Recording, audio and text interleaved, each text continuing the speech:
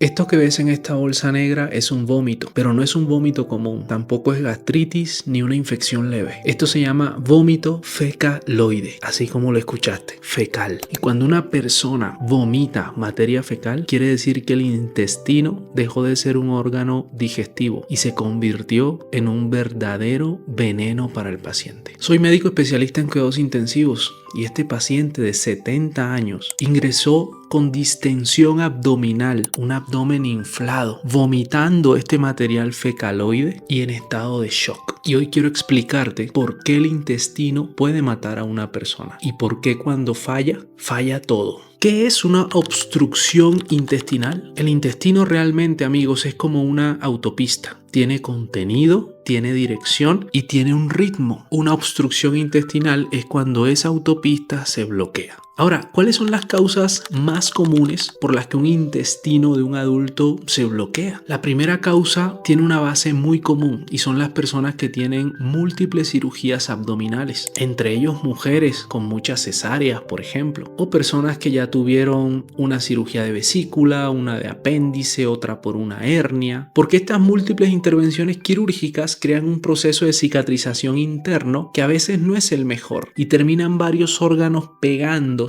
A eso se le llaman bridas. Personas con hernias que quedan atrapadas. Una hernia es cuando un pedazo de intestino se sale por un defecto de la pared abdominal y se atranca ahí. Al atrancarse afecta el ritmo de este intestino y obstruye el líquido o el contenido que por ahí se transporta. Otra causa son los tumores de colon. Un tumor es una masa nueva, obstruye. O los famosos vólvulos. Recuerden que el intestino es como una manguera, por ende puede doblarse en su propio eje y hacer un propio nudo y obstruirse. Pero el problema solamente no es que se obstruya el flujo del contenido, es lo que pasa aguas arriba. Lo que sucede realmente es que cuando el intestino se obstruye por alguna de las causas que ya les dije, el intestino sigue produciendo líquidos, jugos digestivos, bilis, secreciones, y al estar obstruido empieza un proceso de distensión progresiva. Esa distensión empieza a aumentar la presión adentro del intestino. Imagínate que el intestino es un tubo con una luz interna por donde van los líquidos y todo que después se convierte en materia fecal. Si hay una obstrucción se distiende y aumenta la presión a ese nivel. Esto hace que el intestino pierda su ritmo, lo que los médicos llamamos peristaltismo. Cuando tú te escuchas sonidos en la barriga, cuando tienes hambre, cuando tienes diarrea, ese sonido es el peristaltismo, es tu intestino moviéndose. Esa propiedad se pierde. Entonces, estoy obstruido y un intestino que no se mueve. Todo el contenido se paraliza ahí, hasta llegar a un punto donde el intestino dice, bueno, no puedo avanzar, tengo mucho líquido, la presión está aumentada, ¿qué tengo que hacer? Devolverme. Entonces, el vómito fecaloide o vómito de materia fecal, ¿por qué sucede? Porque ese contenido intestinal colónico se acumula, se fermenta, se contamina con bacterias y empieza a devolverse hasta ascender al estómago. Y normalmente, amigos, en el estómago no hay materia fecal. En el estómago están los alimentos mezclándose con el ácido clorhídrico ayudando a la digestión, pero no materia fecal. Eso que sale por la boca, eso que te estoy mostrando aquí, es materia fecal devolviéndose que nunca debió haber estado ahí en el estómago. Y aquí empieza el verdadero problema. El intestino no solo digiere, el intestino realmente es la barrera inmunológica más grande que tiene el cuerpo. Y ponle sentido común, dentro del intestino hay materia fecal y la materia fecal no es limpia. Sin embargo, en tu sangre no hay materia fecal. El intestino tiene la capacidad de separar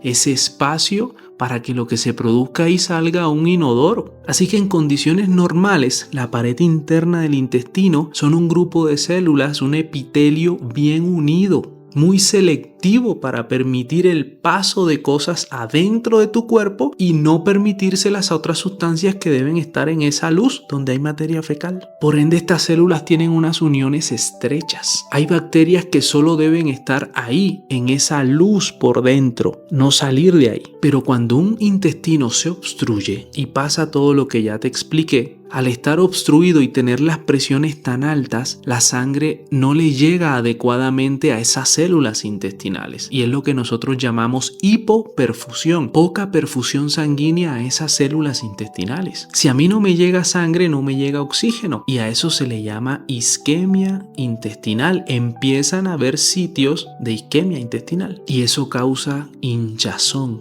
edema de esa pared.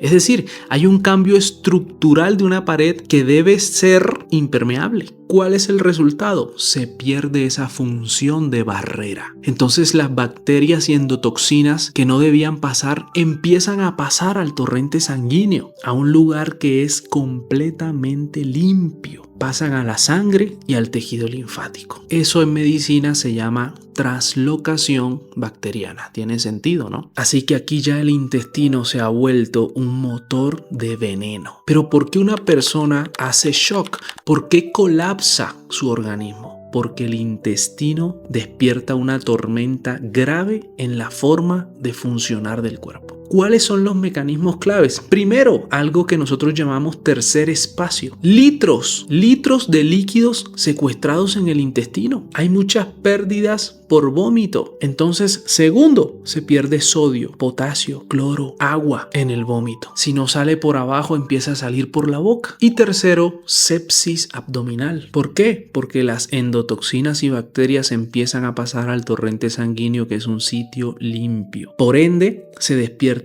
toda una cascada inflamatoria porque ha ingresado un enemigo que no debería estar ahí. El sistema inmune responde de manera agresiva y eso causa una vasodilatación masiva. Las arterias de tu cuerpo, en vez de estar así, empiezan a aflojarse y al aflojarse cae la presión arterial y por eso entra el cuarto punto: falla microcirculatoria. Eso es un estado de inflamación sistémica brutal. La presión cae, todos los órganos de tu cuerpo empiezan a tener baja perfusión y ahí se instala el shock. Citoquinas, óxido nítrico, aumento de la permeabilidad capilar de los vasos sanguíneos más chiquitos a volverse permeable. ¿Sabes qué pasa? La sangre y el líquido que debe estar dentro de los vasos sanguíneos se fuga y los familiares te dicen: doctor, yo veo a mi papá, a mi mamá hinchada. Es por eso. El cuerpo entra en modo guerra, pero se empieza a disparar él mismo. Si yo empiezo a tener todos los órganos de mi cuerpo hipoperfundidos, ¿qué empieza a pasar? Falla renal, falla respiratoria, falla del equilibrio interno de mi cuerpo, coagulopatías. Es decir, que ya en la unidad de cuidados intensivos no estamos tratando un intestino que se obstruyó, estamos tratando todo un organismo colapsado. Y nuestro trabajo como intensivistas no es solo devolverle líquidos endovenosos al paciente para que suba la presión arterial, es usar todas las estrategias posibles para ganar tiempo. Tenemos que hacer una reanimación hemodinámica guiada pero agresiva, corregir el sodio, el potasio, el cloro, el magnesio, dar antibióticos porque están pasando las bacterias a la sangre del paciente. Si mi paciente colapsa, tengo que dormirlo y al dormirlo tengo que conectarlo a un ventilador mecánico, entonces tengo que intubarlo y prepararlo para una cirugía que pueda desobstruir al paciente. La cirugía en algunas ocasiones resuelve la causa. La unidad de cuidados intensivos mantiene vivo al paciente para que llegue a esa oportunidad en el quirófano y después lo recibe para tratar el eco que ha dejado la enfermedad. Y ahora viene lo más importante, doctor. ¿Cuándo sospecha uno que una persona tiene una obstrucción intestinal? Esto es muy importante. La obstrucción intestinal ocupa del 15 al 20% de los ingresos quirúrgicos de urgencia. Cuando la persona tiene distensión abdominal progresiva, como esa sensación de aire atrapado en el abdomen, en la barriga, en el estómago, un dolor que al principio molesta pero después deja de doler y la distensión sigue, ausencia de gases, de pedos o de deposiciones. El paciente dice: doctor, hace 5 días yo no he hecho ni un gas y tampoco he podido ir al baño. O también, ojo con esto, muchas veces te dicen: doctor, yo fui al baño e hice como diarrea, y en realidad tú investigas bien y fue una deposición como agüita. Eso es rebosamiento. eso no es que haya hecho una deposición efectiva, eso también puede ser una obstrucción intestinal. El intestino puede ser nutrición, pero fíjate, también puede ser veneno. Gracias por quedarte hasta el final. Esta es la realidad de la unidad de cuidados intensivos. Soy Richard Suárez, intensivista, y he creado este canal para que aprendas a entender tu cuerpo y con ello tomar las mejores decisiones que favorezcan tu salud. Te mando un abrazo.